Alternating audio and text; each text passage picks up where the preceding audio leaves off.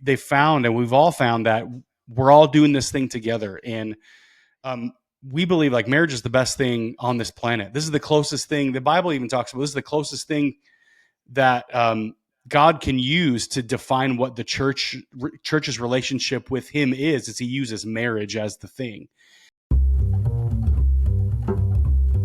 All right, welcome back. Here we are, season 3, episode 5, Danny. We always said all we had to do was get 5 out of the way, and we've made it to like, I don't know, what are we up to, 26, 27? I don't know what the number is. Something like that. We're still moving. Yeah, exactly. But we're moving strong, I feel like. It's been a little bit of a hiatus. You know, we let the golf season kind of roll through.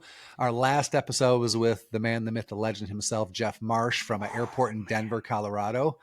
Well, that was the wildest experience I've ever had, dodging birds at an Avis rental car, but an I'm incredible. glad you finally backed him into a corner. Yeah, it took it, and he, I think he just nailed it, and so it was a really exciting thing. And we've got a bunch of stuff brewing right now in the Restoration Club, so we're excited about what we have coming up in general, but also who we have with us tonight.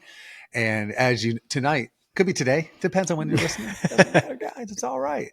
But we've got Justin Vagle with us, and we are so excited about having him in the clubhouse and joining us tonight. It's easy just to pitch it up and say, hey, Justin, who are you? Tell us about yourself. But you know what? Tell us about yourself. Who are you? Introduce yourself to the members of the club. All right. I'm Justin Vagle. I don't even know how I got asked to be on this thing. This is awesome. So thanks, guys, for having me. I'm just a guy that makes fun of marriage and relationships on the internet with my wife. And so that's what I do. That's probably how we got connected. And, but man, I'm from Minnesota. I was in ministry for 15 years as a pastor, worship pastor, and a bunch of other things. And then recently in the last 5 years went out and started my own creative company. And then now I make silly videos on the internet with my wife, and we love it. And we found out through the journey that everybody's the same. Everyone's the same. Every relationship's the same. Every marriage is the same. But they all have the fun pieces of shoulder strap bags and Stanleys in the hands. They're all out there, I think, at this point. That's a rhythm. That is a rhythm. Correct. I have a new persona is I am now my wife, because I sometimes have to act like her for videos. So that's who I am now. On and off. Yeah. Who is the question there. What part of Minnesota are you guys in? We're from the Twin Cities area in the suburbs, and we live kind of a little bit out in the country. We're kind of in the last ring suburb, kind of both born and raised here. And yeah, we love it. Oddly enough, we love Minnesota, even though the winters are completely unbearable. And you can't golf. There's 6 months out of the year, you just have to just hang them up. Shut down. I'm a Michigander by birth, and so I totally get what you're saying, that you just can't do anything. And what's crazy to say this is most people won't get it, but I defer to Minnesota for cold, because that is real cold, and it's cold in Michigan, but it is not Minnesota cold. And so my trips there have always been frigid. I feel like it's even in October. I'm like, what am I doing bundled up like this? But yeah, come between May and September, and you might get lucky. If you don't get lucky, it'll be 95 and humid as all get out. So I love it. And so you mentioned being having a creative company. Like, tell us what that even entails, or what you guys do. Yeah. So photo, film, and web design is kind of what we do. I had been a wedding photographer for many years, and kind of aged myself out of that and realized, like, man, I'm 40 now. I don't have anything in common with these 20-year-olds getting married. And I did enough. I think I shot 300 weddings in about 10 years and was like, I'm good. I'm good with that. Being a part of the church, though, kind of honed some other skills just by the need that was there. And so developed film a little bit more. And I love the creative stuff. I was a music major in college somehow, which is odd because I liked music, but I was really an athlete. I really, really wanted to do was teach and coach high school kids. And so I kind of went down that path for a while, and then, man, I've done too many things to name. I think that was Justin's subtle flex: music, creative, athletic. Yeah. I mean, let's keep going. Evidently, normal stuff most people do. It's pretty.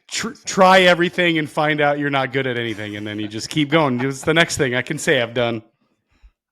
That's amazing. I mean, longevity in ministry in general is always a challenge, but kudos for even making it the distance. Cause sometimes it's, we've seen people burn out. We've seen people run through the rigmarole and all of that, but it is a special place. I had my short stint in it as well. And I know the work that it takes, that some people are just like, oh, you're in ministry.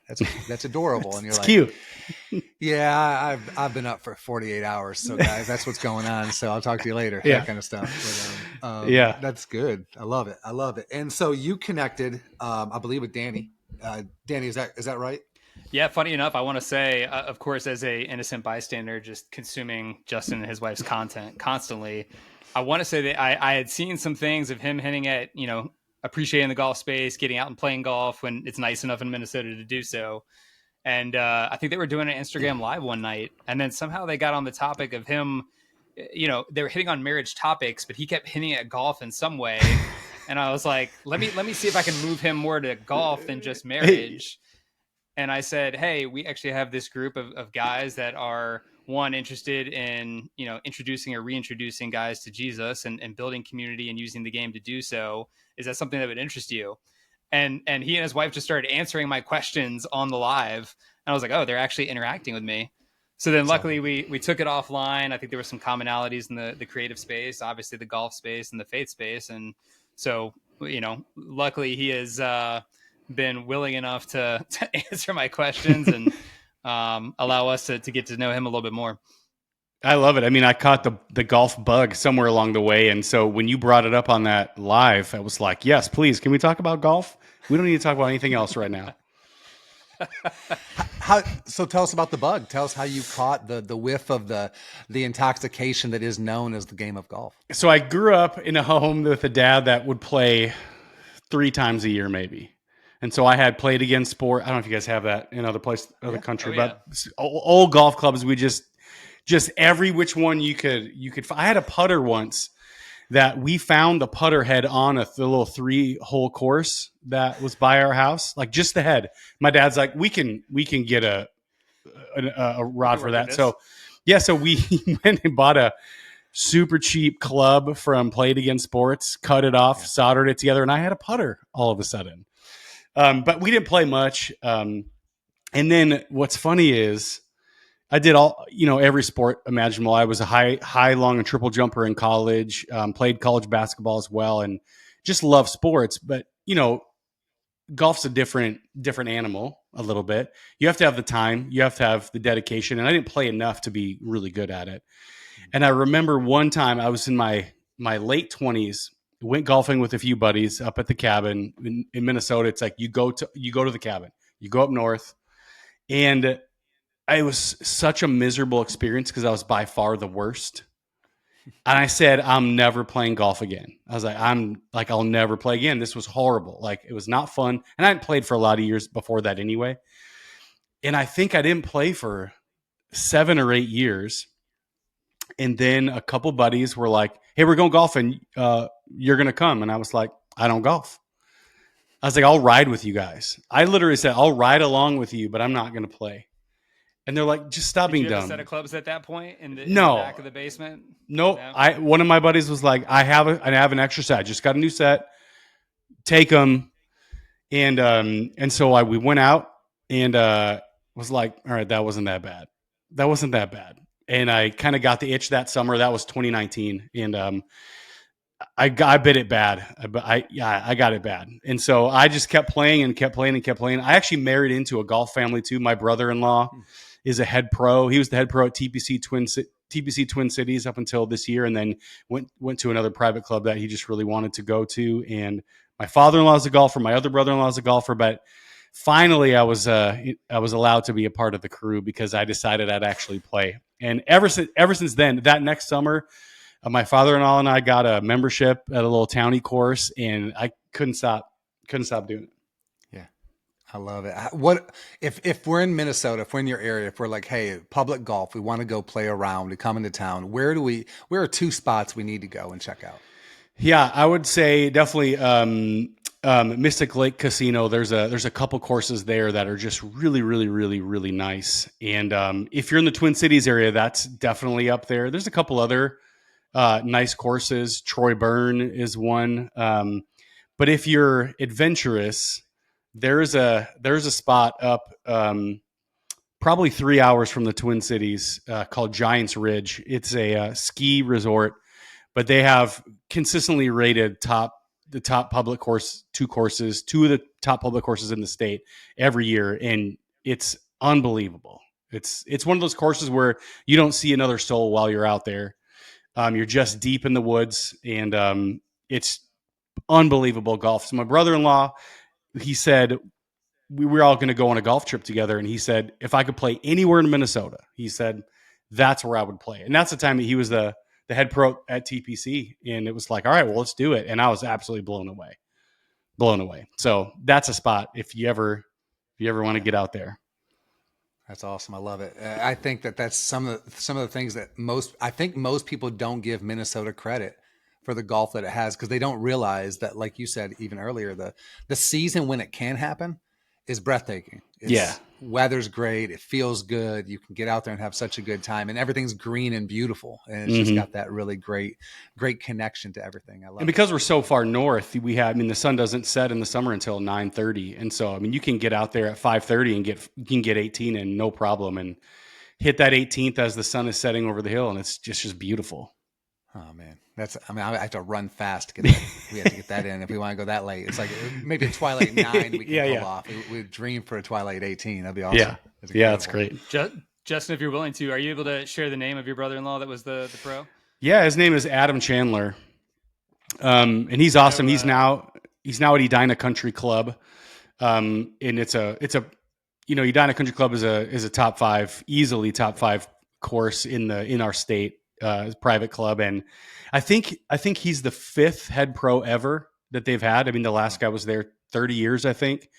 And so when he had the opportunity to get over there, he was just very excited, and so was I, because now I get to get out there every once in a while.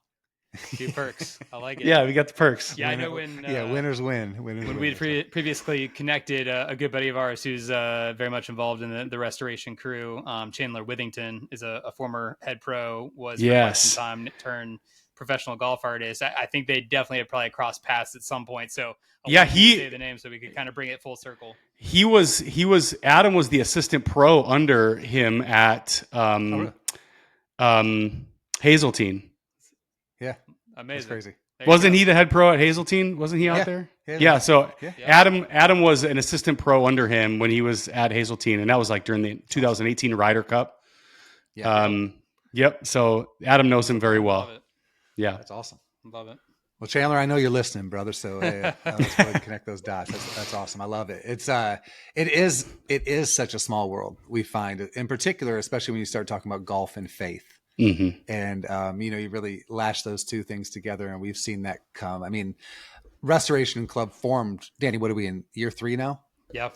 Yeah, we're in year 3, and it just formed from 20 people getting together for a few rounds in Pinehurst, North Carolina, and it just turned the world upside down with connections and openings and just people, primarily men, really having a space that they feel like they can connect not only with their faith, but they can seek after Jesus. Even newer, I remember on our Discord channel, a guy reaching out, just Danny, you recall, and we'll have this guy actually on the podcast soon. Yeah.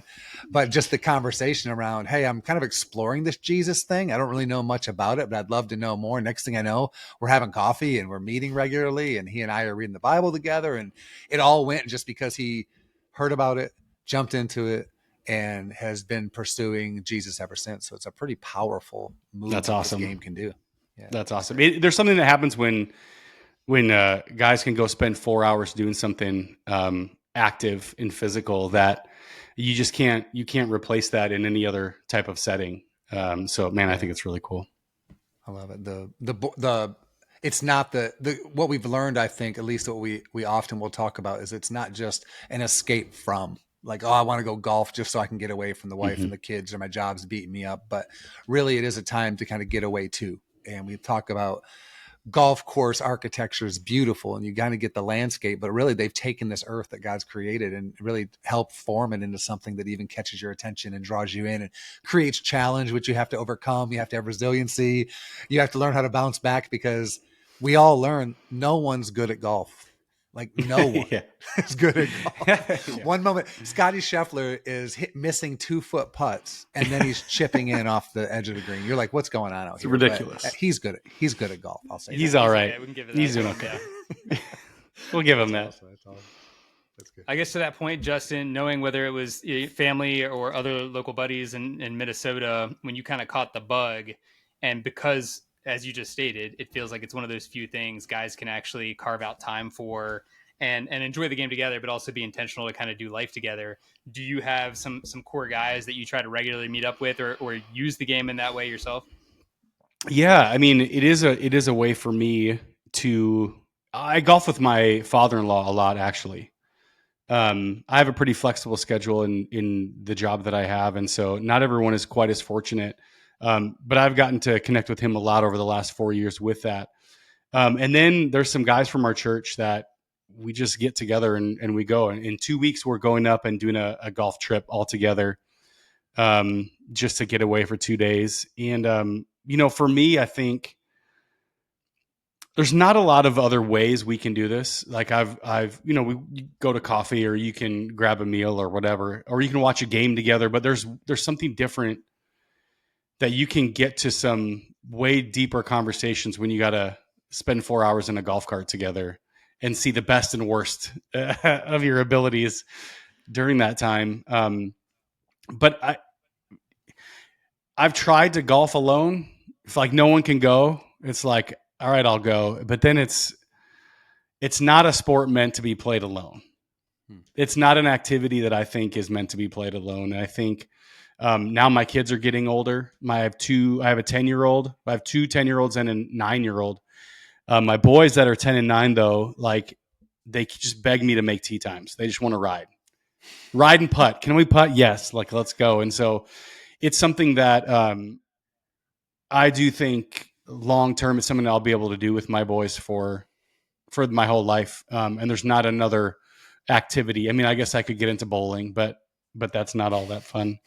But yeah, so that's something that I'm starting to really get into and be really excited about, because my boys are excited about it. Yeah, they're super excited about it. And there was that rub early on when my kids were littler. It's like, okay, I'm gonna go leave for 5 hours now. But it's really cool to kind of come full circle, and now the boys they're a part of it. That's awesome. Danny, you've kind of been going through that, right? Like as you've seen your boys grow, you've kind of been launched into that.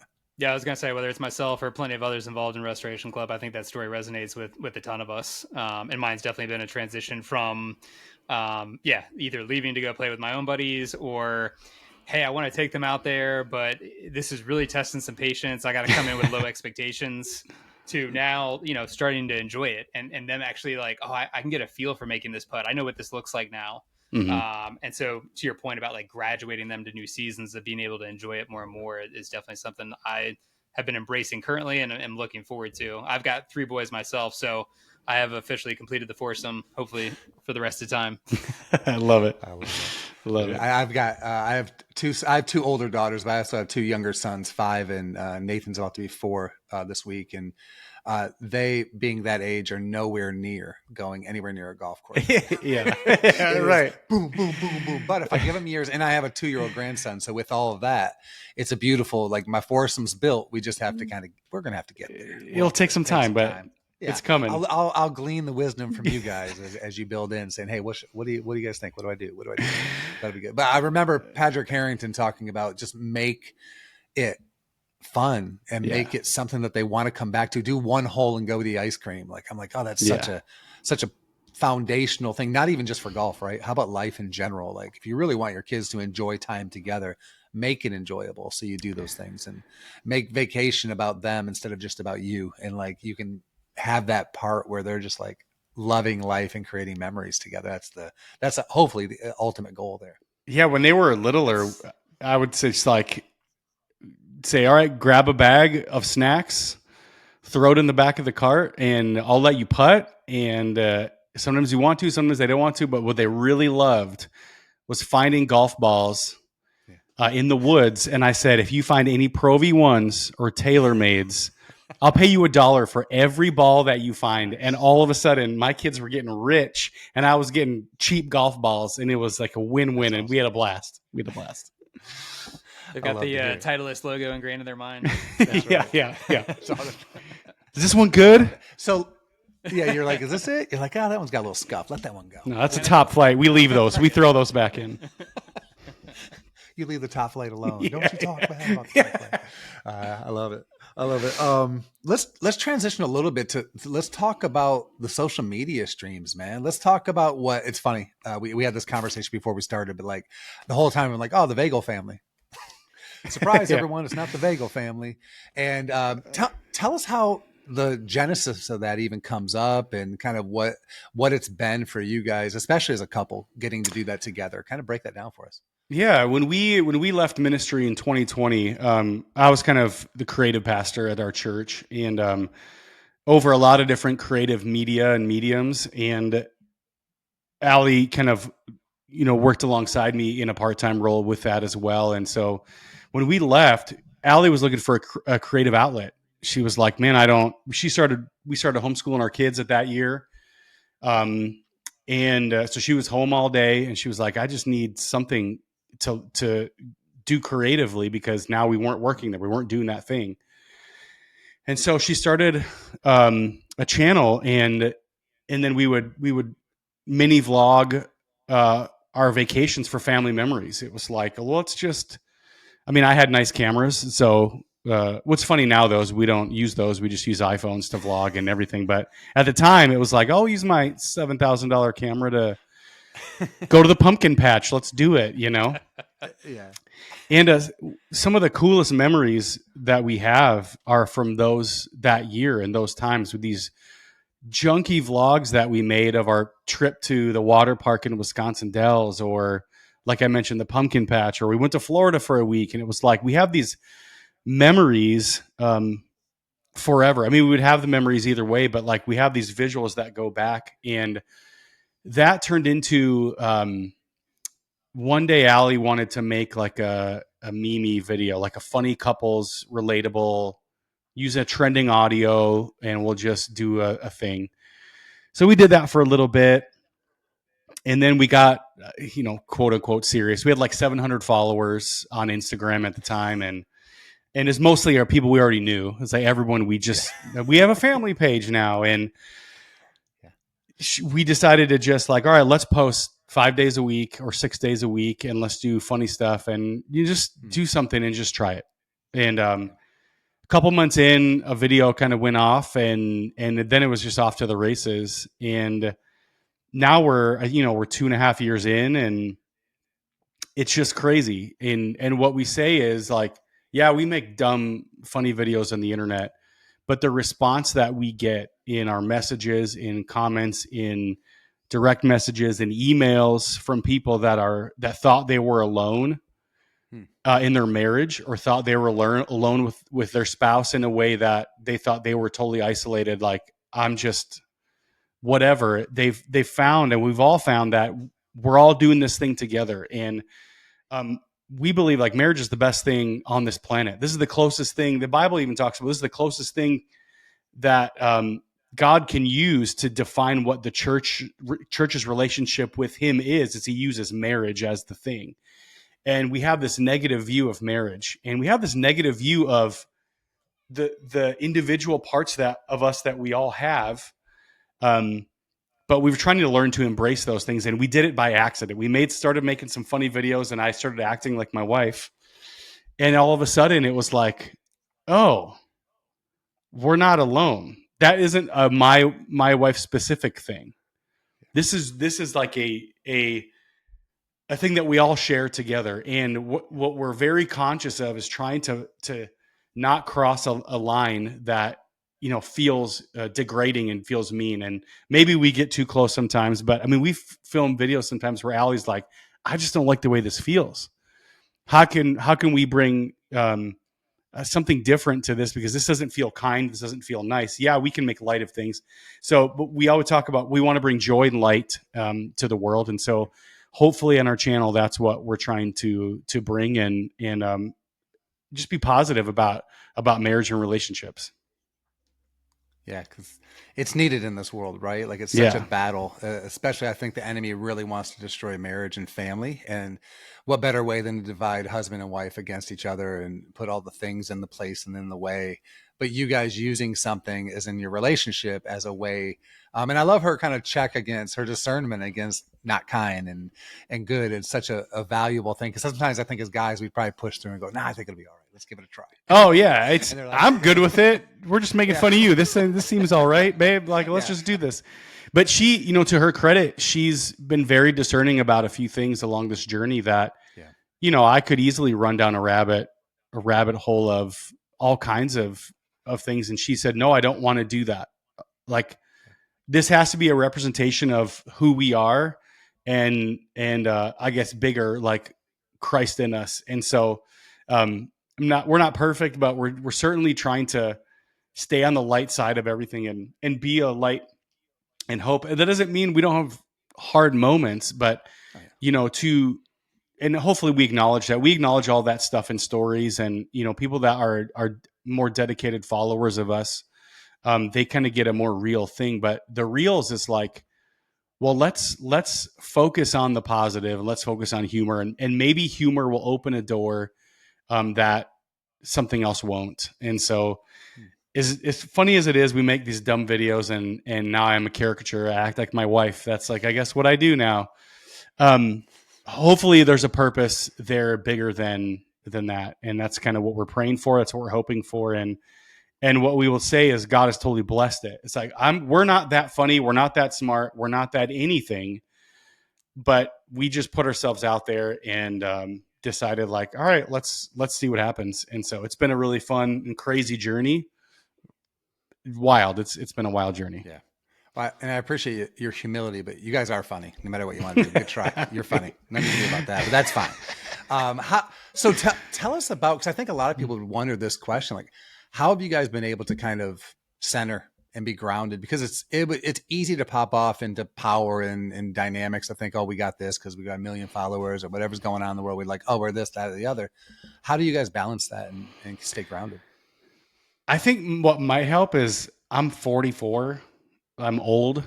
I've lived a long time with no one knowing who I am, and started a couple of different businesses and worked for people and grinded it out. And I have kids, and we live in a home. I drive an old used car, and like there's nothing. What's funny about social media is everything is kind of a facade. And we had a Allie posted a story yesterday. She went to Goodwill and picked up some clothes for herself. And this woman sent us a message and was like, how pretentious of you. I thought you had money. Save that for people. And like, no, but nobody knows how we live our life. Like nobody knows what this is actually like. And so I think for us, we're just regular Midwest suburb people that started making phone or videos on our phones, and a lot of people saw them. I remember one of the first times we got recognized in public outside of Minnesota, and I was like, "Oh gosh, Allie, I feel like this might be bigger than we think that it is." And it was kind of funny. We almost had to go back and like put our public pastor hat on. It's like when you're a pastor and you're walking through your town, it's like you better save that fight till you get home a little bit because you're in public. But we just had to start thinking a little differently. Like, oh man, there are eyes out there, because I said I think more people have seen us than we think have seen us. And so it's always funny when somebody recognizes us, and sometimes they want to take a picture, and I'm like, you have no idea how lame I am in real life. And online, I'm lame online too. I'm lame everywhere that we are. So I don't know. I think living a long time and working a lot of jobs and living a whole life before any of this social media thing, we don't have an identity here. Yeah, it's a job. And we were talking to someone the other day who asked if our kids know, and our kids know we make videos. They think it's our job. It's our job. We got to make some videos. You guys got to be quiet for the next 30 minutes. But they'll ask, are we famous? It's like, no. I was like, do you feel famous? No. I was like, absolutely not. And so even with our kids, we definitely are trying to downplay, like, because their friends say things and their friends' parents talk to us, and Yeah. it's a weird thing to be in, but not just trying to say this in a false humility. It's really nothing we've done. It's all to the glory of God, and it's up to him what he wants to do with this. And if he could take all of that away tomorrow, we would live a great life and be totally happy. Totally. Yeah. I'm glad you say the levels of that, right? There is the pieces of life in general, like you said, where you guys come from, what you've done. So you're like, oh, we've already lived life, so we're good here. But also that foundational root in God and in an identity in that, right? Because Yeah. then it's like, no matter what anybody throws in a comment, like you said, like somebody chiming in and saying, save it for, let somebody else go to Goodwill. It's crazy to me because I'm just like, again, you don't know anybody, but people have this perception, like you said earlier, the facade piece. They have assumptions based off Yeah. one thing they see, like, oh, you can afford a Stanley. Oh, you got Stanley money. Justin, You got Stanley money. That tells you really made it right there. Yeah, yeah. So I think it's valuable for people to hear and understand that, because I mean, it can be such a whirlwind that they don't even know where they're going and what's up and down. But it's like, well, find a foundation, be rooted in it, and things will work for the positive. I mean, Yeah. it just seems like a good formula. And I think we've been married 12 years before anyone saw our face on the internet. And we are rooted in who we are in Christ, but we know who we are. We know what our marriage is about. We know what our kids are about, how we want our family to operate, and those are the things that we care about. I couldn't care about less about the internet. But what I do care about is having a purpose, and I do care that my kids see a dad who wants to spend time with them, and I do care that my kids go to church and they have Christian friends, that we pray together, and that they have a foundation of faith in their life, and that they know that will always be there for them. But that even though times get hard, because we went through some tough times and we left ministry after so many years and we just kind of launched out on our own. It was a lonelier time. But those are the things that I care about. Like, we all have to have, this is going to sound maybe more simplistic than it maybe is. We all have to have a job. And I think God definitely has created each of us specifically with giftings to do certain things. However, that job and those giftings aren't our identity. And so for us, it'd be foolish for us to think that somehow this social media thing is any more about us than if I were to work as a carpenter, or I were to work as a pastor like I did, or a photographer, or anything else. It's all kind of the same. And so, our prayer daily, honestly, together is, let that never change. God, help us to always put you first, and to never think that anything that you've done in us is ours, or for us is ours. It's really all yours. And we know that he can take it away tomorrow. And if we live open-handed that way, I feel like it'll work. It'll work itself out. Well, you nailed it. I mean, it just is. I mean, it's a good, I mean, it's good to hear it, by the way, because oftentimes people don't see, they follow, they watch, they like, they comment, all those things. And they don't really always get to hear fully, because they may miss the story or the reel or something that was a small little snippet. But having that chance to kind of tell people, like, hey, this is real life, and this is really what we do, and this is where we ground our family in, and this is how we don't stay focused on let's grow and become this thing. We're just going to take whatever's given to us and kind of keep focused and pushed and whatever we're supposed to do. Like you said, you could be gone tomorrow. The whole thing can shut down tomorrow, and then you're like, oh, what do we do? Because if you put all your eggs in that basket, that's going to be a fun time. Because you've probably had to see a pivot, right? If you guys were on Instagram, then you're like pivoting over to TikTok, you're trying to go, where is it? Because it's business still. You still have to figure it out. There definitely is that, to whom much is given, much is required. And it's like, okay, well, God, if you're going to provide a platform here,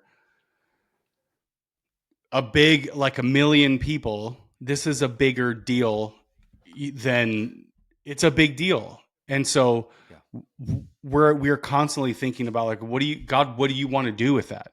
I don't think funny videos is the end of this thing. I do think, we're very passionate about marriage and parenting. And I think however that fleshes itself out someday, in a different way. I do think God's going to use this platform to be able to bring hope and light to marriage and couples that are parenting. Parenting's hard. Like raising kids is tough. Yeah. Marriage is tough, and then you throw other little babies in the mix, and it's even tougher. And so, it is in a business. You have to follow, just like any other business. Like, what are the trends? What are the things that we have to think about moving forward if that's going to remain successful? And so, yeah, it's fun and exciting and scary all at the same time. Just like starting a business. I was going to say it's 100%. And it's a business that you can't really, my favorite things lately have just been seeing people try to tell everybody else how to be successful at something. Yeah. And it's like, I don't know if that really works, because it's just about what you can do. Like you said, you guys just said, let's turn the cameras on. We'll post 5 times a week, and it just something catches. It's a spark, right? And those things will go because someone latched, and it's really beautiful, and it's like it becomes something. So it's good. Yeah, and I think there's something about just sticking to whatever it is you think you're supposed to be doing, or the gifts that you have. It's like, show up every day, give it everything you have, and it'll work itself out, and maybe that's a little too rosy of a thought, but I believe that if you're walking in the will of God for your life, and you're showing up and you're putting your effort in, he'll do it. Wow,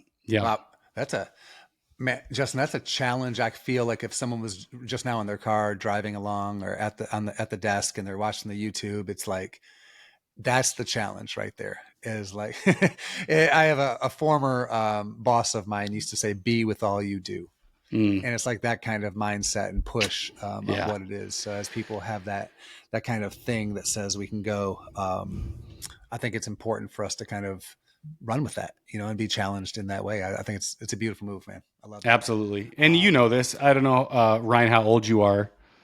It's not important. You don't have to say. You don't have to say. But I think the older I get, you start to view life differently, and view the things that have happened, and it's like, all right, well, you get one shot here. The nice thing though is, like, you can start over tomorrow. Yeah. Like, you can start tomorrow. Yeah. Whether it's like giving it 100% tomorrow, or giving God more of yourself tomorrow, or starting something new tomorrow. Tomorrow's a new day. Like, the time it's not over. It's not over till it's over. Man, that's so good. It's just not, I think we've had this conversation on the podcast before about my own personal story and going through a divorce and the roughness of that piece. And then having 2 older daughters and 2 younger kids now in the restart. Mm-hmm. Most people, by the way, I'm in my Ichiro Suzuki year. That's my 51. So that's how my wife laughs, because I'm always throwing some random athlete as my age. Love it. 47 was great. It was Andrei Kirilenko. So beautiful. But the idea was knowing, like, we can be where we are in the season we are. And at that point, 40, I guess I was 45 years old, to have kids again is kind of a wild move. Imagine next year you and your wife saying, let's have 2 more kids. You'd be like, you look over going, Lord's going to have to talk to me on this. Like, that's what did happen for us.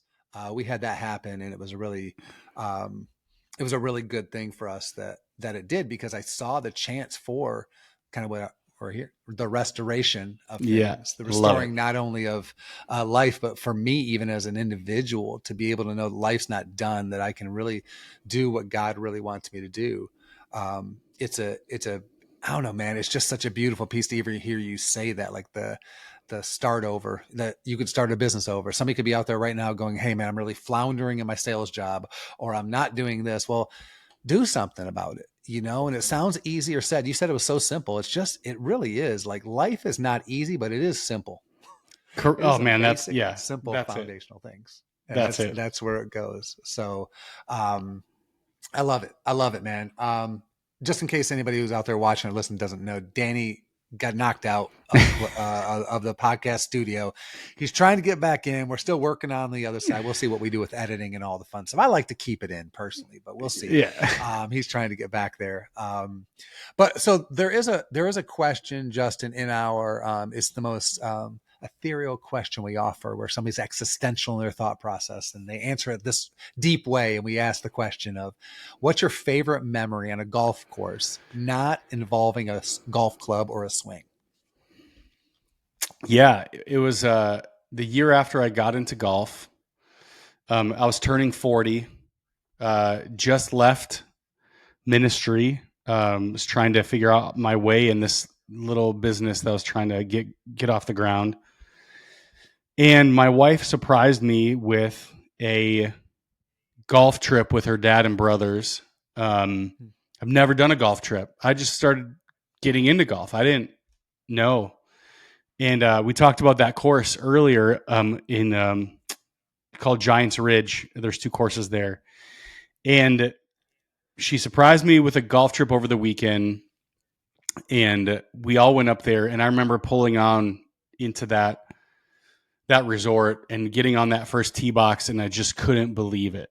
Like, I couldn't believe that we were there and that I got to do it with family. And it was like one of the most tumultuous times of our life, my life and my family's life.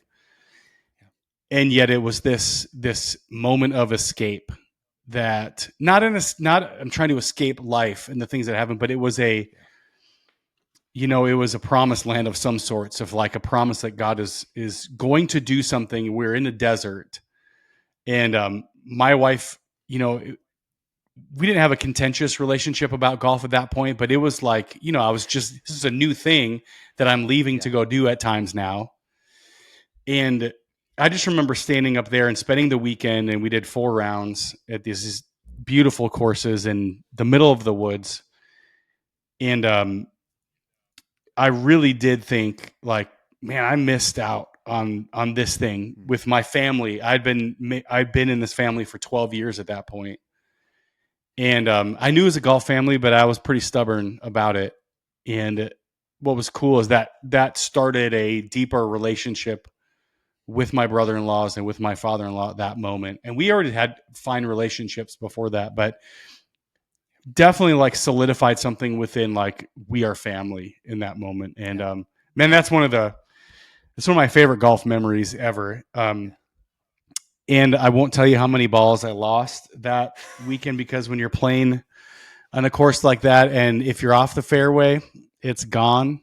And what's funny also about that is Adam, the 3M Open, which is the golf tournament that TPC has every year in Minnesota, was the week before. And so, Adam had been working like 80-hour weeks for the 3 weeks leading up to that as the head pro there.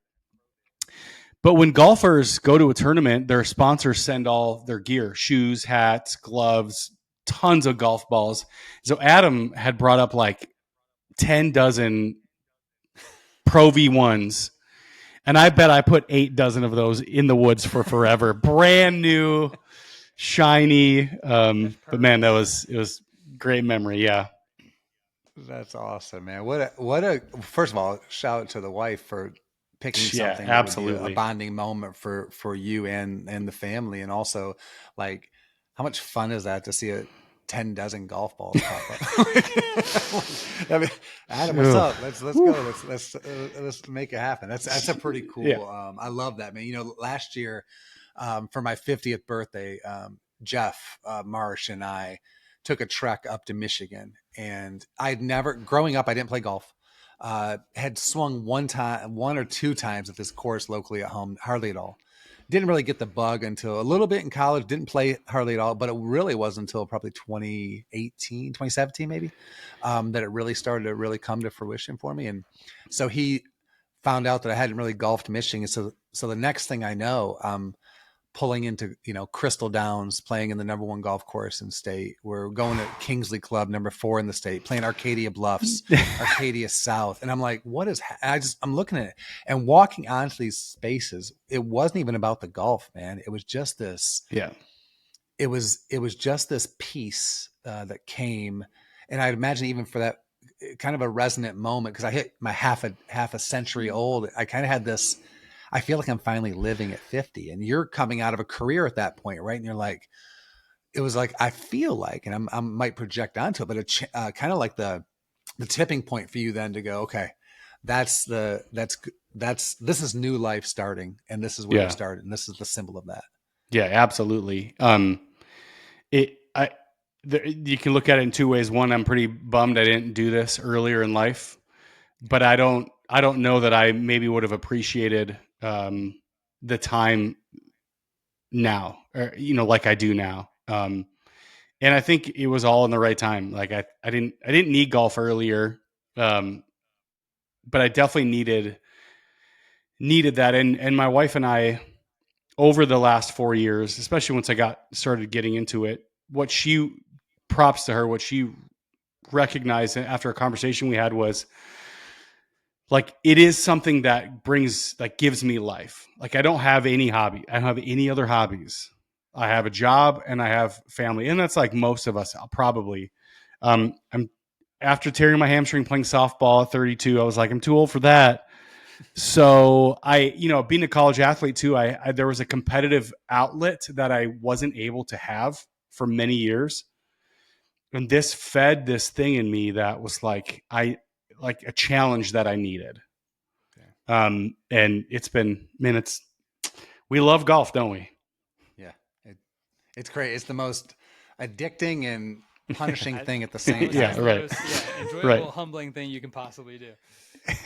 Without a doubt. I love it. Man, Justin, what a good time. Well, number one, let's welcome Danny back to the studio. Danny, welcome to the podcast. We're glad to have you here. Story. It's all good. Technology happens. Everything seems like we actually act like we figure everything out. Like we got all this technology. It's good. But the fact is we're never in control. Oh yeah. That might be a life lesson in its own. We're never in control. You're not. Yeah, nope. Exactly. So, but man, Justin, what a fun conversation. Thanks for having me, guys. It's been really cool to, I guess, peel the onion a little bit and hear even the journey, the correct pronunciation. Shout out to that. And honestly, just a cool dude. And you're like, oh, no, I'm lame. I'm not, nah, man. Like, I want to go spend 4 hours in a golf cart right now with you and just go, hey, I'll make my way up to Minnesota. Whenever you come down to the Carolinas, let's get active. Well, let's go. I got to go. I get in one of these golf trips. Please. We got to do this. We got to these restoration golf trips. Let's go. You're about to get knocked for it then. All right. We've got one we're about to put out there. It's going to be coming up in November. So you get to escape Minnesota in November. I'll take it. Get away for a little bit, and we're gonna launch details on that in the next few weeks. We're pretty excited about that, and it'll be a blast. Always, whenever we do our Builders Cup, it's such a special moment. And for me, it's probably personal, just because my first experience with the Restoration Club was going to the first Builders Cup, and it blew my mind just the caliber of men. That it wasn't a drunk fest and everybody falling out of carts and anything stupid like that. It was just like we played Tobacco Road and left. And I'm like, I feel like I just met my best friends. I'm like, this is crazy. Like, what just happened? And it had the vision of that moment that Jeff and Danny and Dave put out there of what this thing can be. And we're starting to see it come to fruition, which has been really cool. So yeah, we'll get those deets out there, as the kids say. I love it. That's awesome, man. Well, we're going to, Danny and I will do our wrap here, but this is the point where we say goodbye to you, man. But it's actually till next time, right? That's till what next we figure time. Out. And but you guys keep doing it. Tell everyone where they can kind of. There shouldn't be anybody left, but if there's anyone that says, "Hey, where are you at there on the social medias?" Tell them where to follow you guys. Yeah, you can follow us at the Vagle family. That's Vagle. It's not Vagle, but you could say it, and I'd be fine with it. I wouldn't even correct you, probably. We're on Instagram, TikTok, YouTube, Facebook. I mean, if there's something else out there, we'll find it and probably be out there at some point. But appreciate everybody who follows. And hopefully it's light and joy that we're bringing to your life, and knowing that you're not alone, and we're all a little bit crazy, and it's all right. But guys, thanks for having me. I really appreciate you reaching out, and this is an awesome conversation, and can't wait to golf in person. Let's do it. Yes, let's do it. Great to have Thanks, you. man. Appreciate you.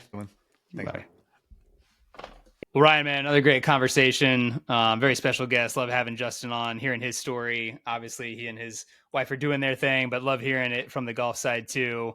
Hopefully, we'll get a chance soon enough to play, get a few rounds in with that guy. Yeah, I don't know. You know how sometimes you meet somebody, you're like, I feel like I've known this guy for a really long time.